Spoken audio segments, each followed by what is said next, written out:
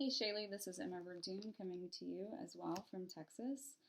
Thank you so much for giving us such a detailed review over the consent form from Austin Professional Counseling. You presented us with a question of what do we think about their diversity statement.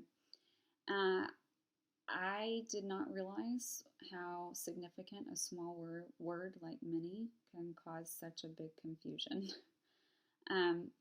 So to answer your question, I feel like it seems that an all-inclusive counselor, because we all want to be all-inclusive counselors, would say, I welcome all clients, period. There's not really a need to itemize each person group or specific area after that, because all means all and many means some, but not all.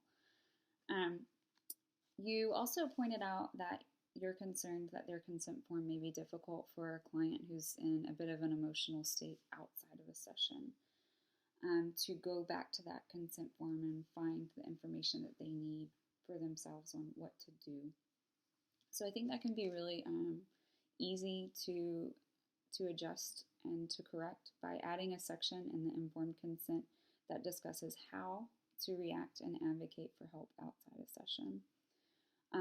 You could give them the information to a client portal if your services has a client portal, email procedures, texting procedures, which we'll talk about in just a second, and then resources to local mental health facilities. For instance, in Austin, there is MCOUC, which is the medical or mental crisis outreach team.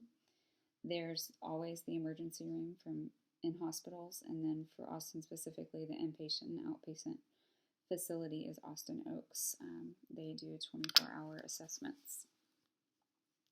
In 2017, at Lustgarten, Eckert, Cedarburg, and Young and Ho, we're able to do some research and figure out 7 areas that would be good to consider when you're writing your informed consent. And I think the biggest one that would attend to the concern about what are clients who are in an emotional state going to do when they need to find information is making sure that it's online. A lot of times when you're in that emotional state, you don't have that paper copy with you and you're not always in a session. So being able to get that information online 24/7 I think is a great way for them to be able to advocate for themselves. If you are going to utilize this idea of email and text, then Bradley, Hendricks, and Cabell have a great article over email communication with clients and some of the ethical concerns that can go with that.